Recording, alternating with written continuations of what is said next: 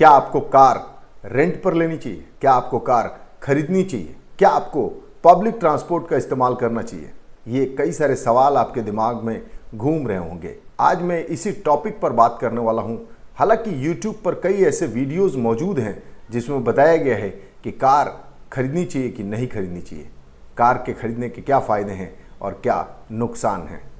तो आइए शुरू करते हैं काम की बात आज इसी टॉपिक पर, और आप देख रहे हैं संभव लाइव।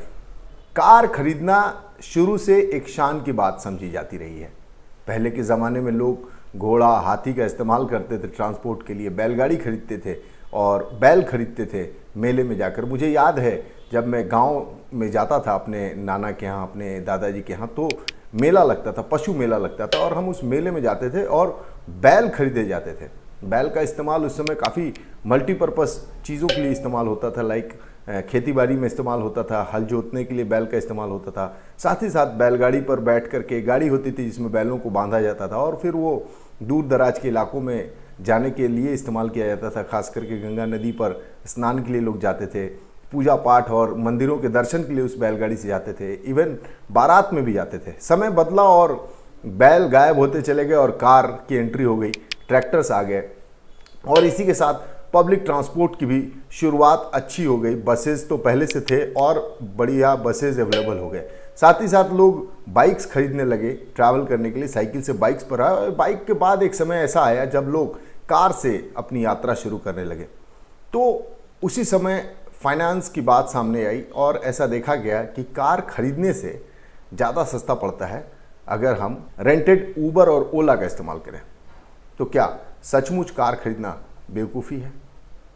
चलिए इस सवाल का जवाब ढूंढते हैं इस वीडियो में। मैं आपको बताता हूं कि कार खरीदने के क्या नुकसान हैं।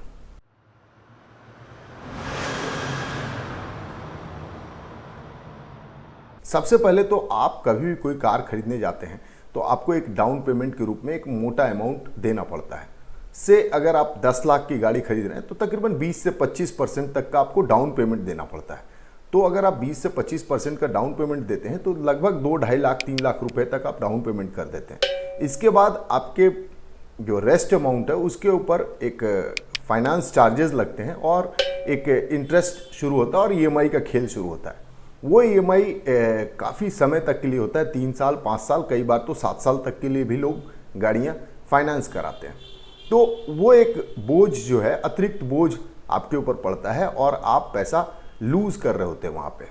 इसी के साथ कार जब आपके पास ओन करते हैं आप, तो मेंटेनेंस का कॉस्ट एक आता है। हालांकि शुरुआत के 2-3 साल में वो मेंटेनेंस कॉस्ट उतना नहीं होता, क्योंकि कई बार ये मेंटेनेंस कॉस्ट फ्री होता है कार सर्विस प्रोवाइडर की तरफ से। जो कार आप जिससे लिए हैं उस कंपनी की तरफ से फ्री होता है, लेकिन कुछ समय के बाद वो 2-2.5 साल 3 साल के बाद उसके पैसे लगने शुरू हो जाते हैं। तो इस मेंटेनेंस कॉस्ट के बाद जो बारी आती है वो है गाड़ियों को लेकर के, वो आती है उसके पेट्रोल और डीजल का खर्चा। जिस तरीके से महंगाई बढ़ रही है, और महंगाई मीन्स पेट्रोल और डीजल के दाम बढ़ रहे हैं, तो वो बेयर करना पड़ता है एक कार ओनर को। और वो जब कहीं भी ट्रैवल करता है तो काफ़ी महंगा पेट्रोल उन्हें डालना पड़ता है। इस तरीके से कार के जो एक्सपेंसेस हैं वो हमेशा आपके साथ रहते हैं और बढ़ते जाते हैं। हालांकि 5 साल बाद या 7 साल बाद, 5 साल बाद से ज़्यादातर लोग 5 साल का फाइनेंस कराते हैं या 3 साल का कराते हैं, आपकी गाड़ी जो है वो फाइनेंस फ्री हो जाती है और उस गाड़ी का ईएमआई लगना बंद हो जाता है। वो गाड़ी आप ओन कर सकते हैं।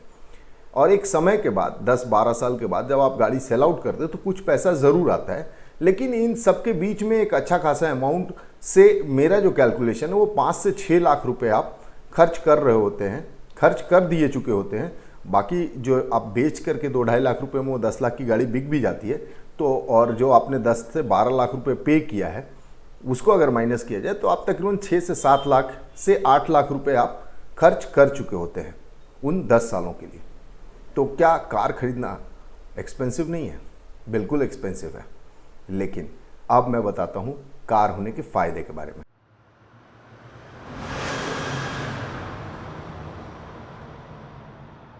देखिए, दोनों पार्ट्स को, अगर सिक्के के दोनों पहलू को अगर हम जज करेंगे, उसको समझेंगे, तभी जाकर के हम सही डिसीजन ले सकते हैं। कार रखने का सबसे बड़ा फायदा होता है वो आपके कॉन्फिडेंस को बूस्ट करता है, आपके आइडेंटिफिकेशन को एस्टैब्लिश करता है।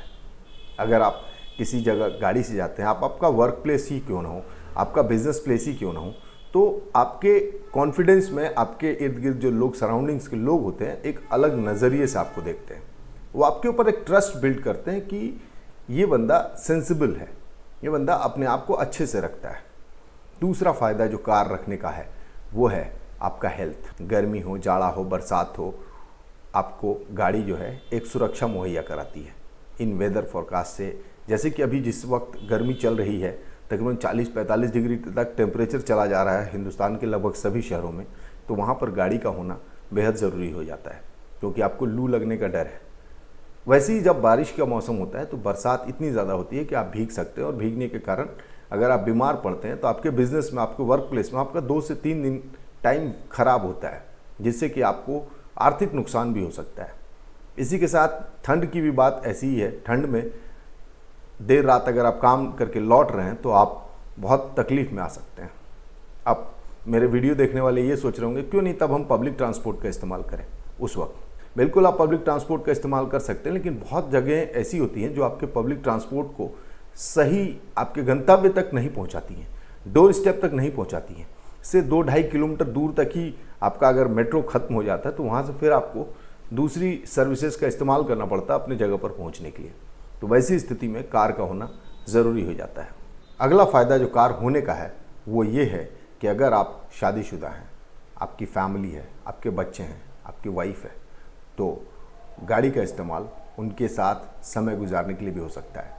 सैटरडे संडेज़ या वीकडेज़ में जब आपके ऑफ होते हैं उस वक्त आप उनको लेकर के घूमने जा सकते हैं, उनके साथ मस्ती कर सकते हैं। तो वो एक कोजी फीलिंग वाली जो बात होती है, वो एक टुगेदरनेस की जो बात होती है, वो बहुत इंपॉर्टेंट हो जाती है, और उस वक्त गाड़ी का इस्तेमाल बहुत बेहतरीन होता है। वो इमोशनल बॉन्डिंग भी आता है उससे।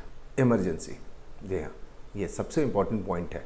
इसको मैं बताऊं इससे पहले मैं चाहूँगा कि आप मेरे इस चैनल को सब्सक्राइब करें, लाइक करें, शेयर करें, और उन लोगों को भेजें जो गाड़ी खरीदने की तैयारी कर रहे हैं। जी, इमरजेंसी सर्विसेज, गाड़ी का होना सबसे ज़्यादा उस वक्त महसूस होता है जब कोई इमरजेंसी आती है। खुदा न खास्ता कोई मेडिकल इमरजेंसी अगर आपके परिवार में आ जाए, और अगर आपके पास कार है तो रात को 2 बजे, 3 बजे या किसी भी वक्त आप तुरंत उन्हें वो प्रोवाइड कर सकते हैं, उनको लेकर के आप जा सकते हैं हॉस्पिटल में या स्वास्थ्य केंद्रों में। तो वहाँ गाड़ी का इस्तेमाल बहुत ज़रूरी हो जाता है, क्योंकि उस वक्त आप वेट करने की स्थिति में नहीं होते कि आपने जो कार ओला उबर बुक की है वो 10 मिनट में आ रही है कि 15 मिनट में आ रही है। तो ऐसी स्थिति में गाड़ी जो है बहुत बड़ी सहूलियत हो जाती है, और लगता है कि हाँ, कार का होना ज़रूरी है। हमने दोनों पक्षों को देखा, हमने इस समझने की कोशिश की कि कार के रखने के क्या फ़ायदे हैं और कार को न रखने के क्या नुकसान हैं। और हमारे जितने भी YouTube पर अवेलेबल वीडियोज़ हैं, जो मैं आज रिसर्च के वक्त में देख रहा था, 90% से ऊपर, 90 क्या, मुझे लगता है कि 100% लोग ये कह रहे थे कि गाड़ी नहीं खरीदनी चाहिए। मेरा उन लोगों से ये सवाल है कि हर डिसीजन क्या फाइनेंस के हिसाब से लेना चाहिए? नहीं, बहुत सारे डिसीजंस आपको ज़रूरत के हिसाब से लेनी होगी। अब जब मैंने एक शब्द का इस्तेमाल किया ज़रूरत, तो फिर कार खरीदने के लिए किन बातों का ध्यान रखिए, ये ज़्यादा अहम है। क्योंकि गाड़ियाँ आज 5 लाख रुपए से लेकर के 50 लाख, 1 करोड़ तक की होती हैं। आपको किस गाड़ी की ज़रूरत है, आपका रनिंग कितना है, उसके बारे में अब आपको बताऊंगा। अगर आप कार खरीद रहे हैं तो किन बातों का ध्यान रखें। सबसे इंपॉर्टेंट चीज़ है कि आपकी ज़रूरत क्या है। ज़रूरत मीन्स आपको कितना चलना है। अगर आप 100 किलोमीटर से अंदर ट्रैवल कर रहे हैं डेली, तो आपको कार लेनी चाहिए, क्योंकि उस वक्त अगर आप 100 किलोमीटर से ज़्यादा चलते हैं तो बहुत सारा वियर एंड टियर हो सकता है गाड़ी में। उस वक्त आपका मेंटेनेंस कॉस्ट बढ़ जाएगा। तो अगर 100 किलोमीटर के अंदर है और आप गाड़ी सेंसिबली चला रहे हैं, शहर में चला रहे हैं, तो आपकी गाड़ी का मेंटेनेंस कॉस्ट उतना ज़्यादा नहीं रहेगा, क्योंकि आप पर्सनल यूज़ के लिए कार का इस्तेमाल कर रहे हैं। तो आपको कार लेनी चाहिए। दूसरी चीज़, आपकी जो भी सैलरी है उसका 25% से ज़्यादा, हालांकि बेटर होता कि वो 20% रहे या 15% रहे, लेकिन 25% से ज़्यादा कार की EMI नहीं होनी चाहिए। आप एक अच्छी गाड़ी ले सकते हैं 5 से 7 लाख के बीच में, अगर आप 50,000 से 60,000 रुपये महीना कमाते हैं। तो ये एक कैलकुलेशन है जो कि टेस्टेड कैलकुलेशन है, तो 20 to 25%। और ईएमआई का ड्यूरेशन क्या होना चाहिए, कोशिश कीजिए जितना कम हो सके। 3 से 5 साल बहुत होता है। 3 से 5 साल के अंदर में अगर आप अपनी गाड़ी का ईएमआई चुका रहे हैं तो गाड़ी फ्री हो जाएगी, ईएमआई फ्री हो जाएगी, तो फिर वो लायबिलिटी आपके लिए नहीं रह जाएगी, वो गाड़ी आपके इस्तेमाल की चीज़ हो जाएगी। और गाड़ी एक इमोशनल बॉन्डिंग होता है, लोग अपनी गाड़ियों के नाम रखते हैं, उनका वो केयर करते हैं, उसको वो खुद धोते हैं, साफ़ करते हैं। तो ऐसी स्थिति में खुद की गाड़ी होना एक ज़रूरत है, ना कि एक लग्जरी है। हाँ, इसे लग्जरी होने से आपको बचाना है। अगर आप महंगी गाड़ी ले लेते हैं, से 10 लाख, 12 लाख, 15 लाख की गाड़ी ले लेते हैं और उसकी ज़रूरत आपको है नहीं, अगर आप 100 किलोमीटर से अंदर चल रहे हैं तो उतनी बड़ी गाड़ी और उतने बड़े फीचर्स के साथ कार की ज़रूरत है नहीं। आपकी ज़रूरत 5 लाख, 7 लाख तक में पूरी हो सकती है। बेस्ट सलाह मैं ये दूंगा कि अगर आप यूज्ड कार लें, यूज्ड कार के पीछे एक थोड़ा सा आपको दिमाग लगाना पड़ेगा। यूज्ड कार वैसी लें जो कि आपके जानने वाले की हो, आप जिन्हें जानते हो और आप जानते हो कि उन्होंने उस गाड़ी का इस्तेमाल बहुत ज़्यादा नहीं किया है, से 50,000 60,000 किलोमीटर ही वो गाड़ी अगर चली है, तो वैसी गाड़ी लेना फ़ायदे का सौदा होता है और उसका कॉस्ट भी आपको बहुत कम लगता है।